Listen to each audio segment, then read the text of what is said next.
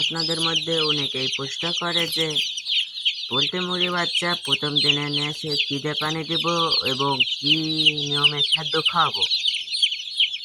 Poultry মুরগি বাচ্চা প্রথম দিনে নিয়ে এসে প্রথমে আপনারা দিয়ে দিবেন পানি দিয়ে দিবেন লাইসোভেট 10 মিনিট পাতা 85 টাকা দাম।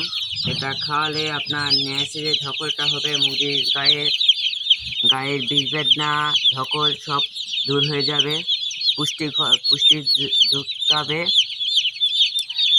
লাইসোভেট পানি দেওয়ার পর আধা ঘন্টা পানি খাবেন।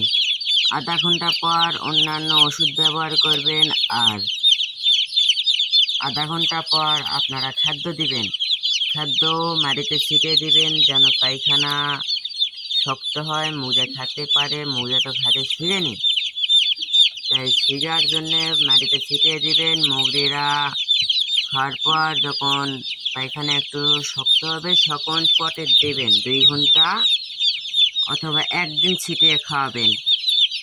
আর কারেন্ট না থাকলে আপনারা বোরিংয়ে যদি কারেন্ট না থাকে তাহলে আপনার এরম করে কাপড় দিয়ে চারিধারে ঘিরে দিবেন, নিচ দিয়ে ফাঁক দেবেন তালায়, তাহলেই আবহাওয়া বাতাস ঢুকতে পারবে।